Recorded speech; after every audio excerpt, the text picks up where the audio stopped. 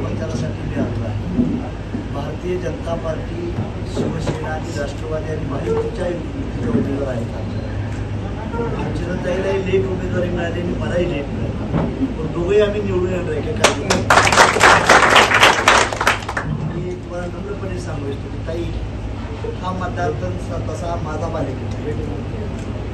मी बाळासाहेब पाटील आंबेडकरांना उभा केलं तर तेव्हा ते थोड्या मतातून पडले. बाळासाहेब पाटील आंबेडकर उभा राहावा,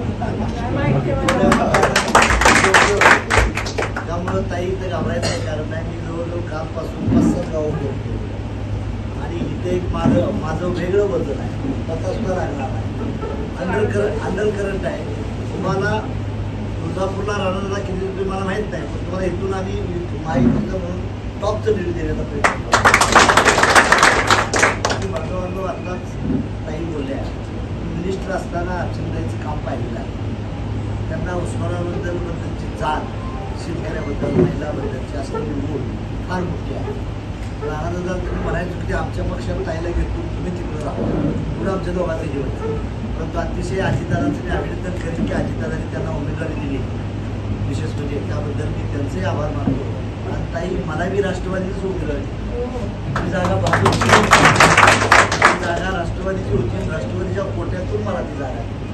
पण आदरणीय या देशाचे पंतप्रधान मोदी साहेब माझ्यासाठी आले, नंतर एकनाथ शिंदे साहेब 2दा आले, अजितदादा आले, नंतर देवेंद्र फडणवीस 3दा आले. आणि या 4-5 जणांनी अतिशय मेहनत मोठ्या प्रमाणात केली. आणि मी महायुतीच्या नेत्यांचं आभार मानेन की माझ्यासारख्या पक्षाला एक छोटीशी जागा देऊन तिथलं कमीत कमी 80,000 ते 45,000 मतांना लीडवर मी निवडून येतो. आणि आज ताई सांगतो की तुम्ही विजयाचे उमेदवार आहे, तुम्हाला एक गुलाल लागणार आहे 4 तारखेला. त्यामुळं तुळजाभवानीच्या साक्षीने सांगू इच्छितो की विकासाची गंगा असलेला जगजितसिंग राणा हा मितभाषी माणूस आहे. बोलतो कमी आणि करतो जादा. आणि आपले जे त्या उमेदवाराचं नाव घेऊन त्यांना मोठं करायची काही गरज नाही. आता ते बोलतात थोडं मोठं आणि बापाच्या जीवावर फक्त मतं मागतात. अशा माणसामुळं आपली प्रगती होणार नाही. या देशाचे पंतप्रधान मोदी होणार आहेत, 100% होणार आहेत. तिथलं बजेट आणणारं डबल इंजिन आपल्याला एकनाथ शिंदे, देवेंद्र फडणवीस आणि एकनाथ दादा येत आहे. ह्या भागात जर सिंचनाचा प्रश्न, MIDCचा प्रश्न, रेल्वे हबचा, मेडिकलचा हब आपल्याला उभा करायचा असेल, आपला भाग दुष्काळी शिक्का पडलेला आहे उस्मानाबादचा, तो जर मोडायचा असेल तर तुम्हाला अर्चनाताईला खासदार करावं लागेल, तर आपली गरीबी हात. आज आता विरोधी पक्षाला तुम्ही खासदार केलं तर त्याच्या हातात सत्ता येणार आहे का? राहुल गांधी पंतप्रधान होणार का? बिलकुल नाही. त्यांच्यात कोणाकोणात भांडणं होती ती बारामतीकर म्हणते मी भाषिक मारले, ममता बॅनर्जी म्हणते मला व्हायचं आहे, परत तेजस्वी यादव मधीच म्हणते की माझाच चान्स लागेल. त्यामुळे त्यांच्यात मिळ नाही. म्हणून माझी तुम्हाला विनंती आहे, आपल्या उस्मानाबादचा दुष्काळाचा शिक्का जर मोडायचा असेल तर अर्चनाताई खासदार होणं आपल्या हिताचं आहे. कारण दिल्लीचा फंड आणता येईल, राज्याचा फंड आपण एकनाथ शिंदे, देवेंद्र फडणवीस आणि अजितदादाकडून हिसकावून आणू आणि आपल्या भागाचं पाणी सिंचनाचं कसं होईल, आपल्याला टुरिझम सेंटर कसं वाढवतं. तुळजाभवानीचं सेक्टर आहे, कुंतलगिरी पर्वत आहे, आपल्याला टुरिझम सेंटर वाढवता येईल. परत दुष्काळाचा भाग आहे आपला. आपल्या भागातली मुलं पोटाचं खळगे बनण्यासाठी पुणे मुंबईला आहेत, ती थांबतील इथं. मोठी स्टार MIDC एखादी आणली तर त्याचा उपयोग चांगला होईल. म्हणून तरुणांनो आणि सर्वांना माझी विनंती आहे, विकासाच्या मुद्द्यावर तुम्ही मतदान केलं पाहिजे. मला माहित आहे ताई इथं OBC समाज मोठा आहे, OBC 90% तुम्हाला मतदान देणार, 99% OBC. आणि माझा परभणीला विजय झालाय, त्यात मेजॉरिटी असंच झालंय. मला शेवटी जातीवर आलं तिथं ताई, नसताना देखील मी कधी जातीवर बोललो नाही, तिथं आलं गेलं. पण तिथं आपण विजय होतोय. तिथं नुसता एकटा धनगरच नाही, तर तुम्हाला लिंगायत समाज, मांजारी, साळी, माळी, कोळी ही मेजॉरिटी देतील. आणि मराठा समाजातला बुद्धिजीवी वर्ग आहे, तो देखील मोठ्या प्रमाणात तुम्हाला मतदान देणार आहे. त्यामुळं राष्ट्रवादीतला आहे. आज मी लढाई तिथली जिंकून माझं मतदान झालं, त्यातलं मला अनुभव आला. थोडंसं मायनॉरिटी लोकांच्यामुळे थोडं आपल्याला सावध राहावं लागेल इथं मायनॉरिटी लोकांच्या बद्दल विशेष म्हणजे. आणि मायनॉरिटी OBC मधले छोटे छोटे जाते त्या समाजाजवळ कॉन्टॅक्ट करा. आणि कार्यकर्त्याला माझी विनंती आहे की तुम्ही आपला मतदारसंघ सोडून हलू नका. आपलं पोलिंग बूथ आधी ताब्यात ठेवा. BJPचं पोलिंग बूथ जी यादी आहे त्याच्यावर बी चेकिंग करा, तिथं फेल झालोय आपण, हे लक्षात ठेवा. संघटन मंत्र्याला माझं स्पष्ट आव्हान आहे, जिथं कमी असेल, काही राष्ट्रवादीचं स्ट्रॉंग बूथ असेल त्यांच्याकडे ताब्यात द्या, काही शिवसेनेची माणसं स्ट्रॉंग असतील त्यांच्या तिथं ताब्यात द्या. आणि BJPच्या तिथं तुमचं जिथं आहे तुम्ही म्हणताय की 1 बूथ 20 आहे, तुमचं काही ठिकाणी कमी आहे. म्हणजे तुम्हाला मी सांगतोय, मला अनुभव फार वाईट आला. त्यामुळं जिथं राष्ट्रवादी मुस्लिम समाज आहे तिथं राष्ट्रवादीला देऊन टाका, रासपाला देऊन टाका. जिथं जिथं तुम्ही कमी आहे ती स्वच्छ माना मनानं. उगाच माझ्यासाठी जर हे करण्यासाठी करू नका. आणि आता 2 दिवसात ती पोलिंग बीचचं पॅड वाटा आणि तिथं कोण माणूस कोणाचं काम करतोय, म्हणतोय अर्चना पाटील देतोय तिकडं असं काय करतंय का ह्याचं बी चेकिंग करा, क्रॉस चेकिंग. मी माझ्या पक्षाची ताई 7,000 मुलं महाराष्ट्रातून नेली होती. मी इंटरचेंज ठेवली होती. त्यामुळे मला हे कळून आलं कुठं कुठं आपण कमी आहे कसं आहे. शेवटी माझी पोरं होती तिथं, आमच्या पोरांनी तिथं पोलिंग बूथ ताब्यात घेतला आणि त्यांनी काम चालू केलं. हे दृष्टीनं तुम्हाला देखील बघावं लागेल आपल्याला. पोलिंग बूथ ज्याचं मजबूत आहे त्याचा विजय आहे.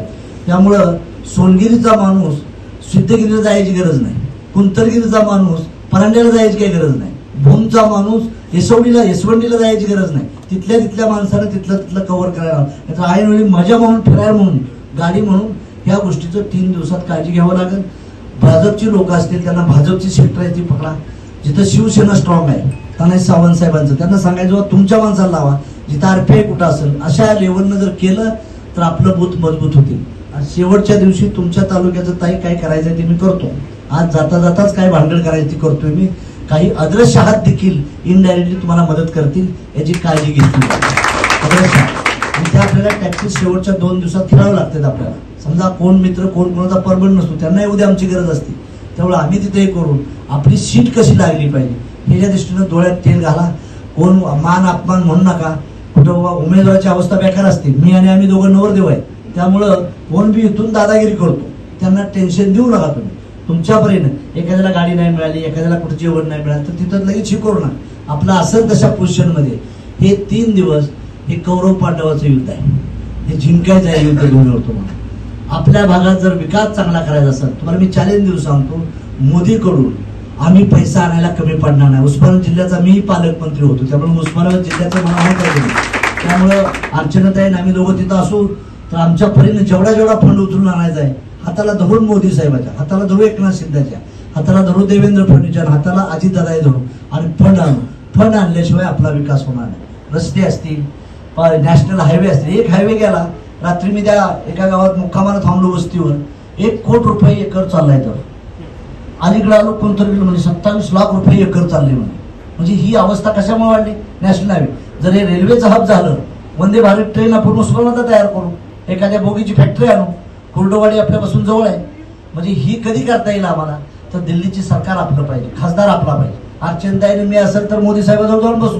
आणि मी एका पक्षाचा घटक दलाचा नेता आहे, छोटा पक्ष आहे, डायरेक्ट बसू शकतो मोदी साहेब. तारीख घ्यायची काही गरज नाही. मला साहेब मला उस्मानाबादला परभणीला वगैरे पैसे पाहिजे. तर हे मी काही स्वतःला कॉलेज काढायसाठी पैसे मागत नाही, मला मागितोय का?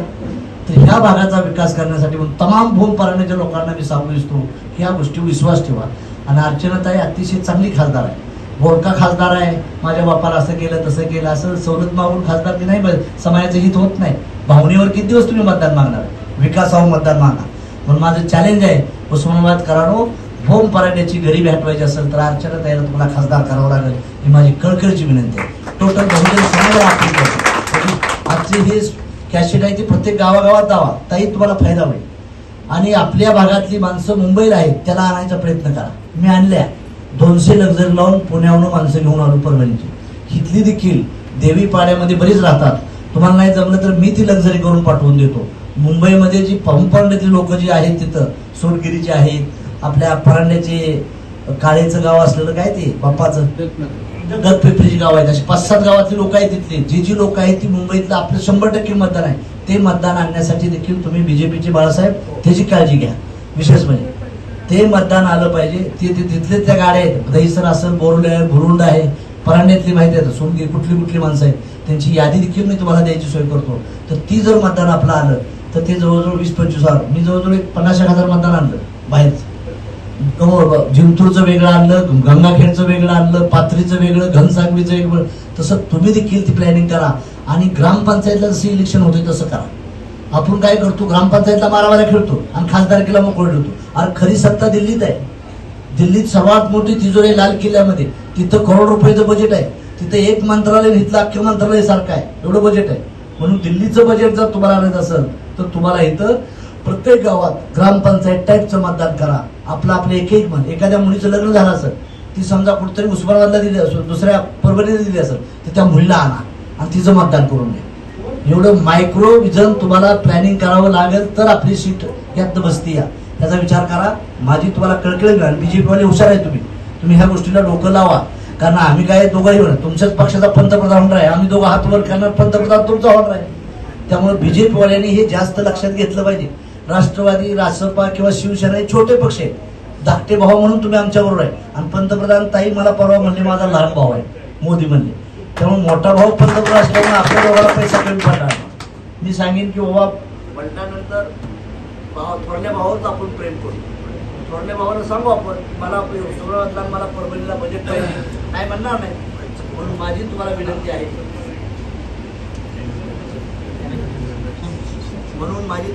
आहे, भूम पराठ्यावर राणा काय करणार, राणाची माझी पहिली लागणार ती म्हणा तुळजापुरात नोंदणी दिली. आम्ही त्यांना काल सांगितलं भूम पराठ्याचा निर्णय. त्यामुळे तुमची जिम्मेदारी आहे, माझी इज्जती खातर भूम पराठ्याला बाळासाहेब पाटील उद्यापासून घरी जायचं नाही, गाडी काढून आपलं पदरच्या पैशानं हे फिरायचं. सर्वांनी लक्षात ठेवून करून रासपाच्या कार्यकर्त्याला माझी विनंती आहे की माझी बहीण आहे, पंकजताई जशी बहीण आहे तशी अर्चना पाटील माझी इंजिनियर आहे, मी बी इंजिनियर आहे. 2 इंजिनियर आम्ही तुम्हाला खासदार विचार तुम्ही का. आम्ही टेक्निकल माणसं, आम्ही भावनिक माणसं नाही. आम्ही त्याला हेच म्हणून तेच करू, म्हणजे नाटक किंवा कुणाचं बांधण्यासाठी म्हणत नाही. म्हणून माझे हात जोडून विनंती आहे, अर्चनाताई पाटील यांचा 2:30 वाजता माझी सभा सातारला आहे, गडकरी साहेबांची माझी. परत तिथून माझ्या सांगोला 4 सभा आहेत, त्यानंतर बारामतीत 3 आहे. म्हणून मी गडबड केली. तर ताईला विजय करा.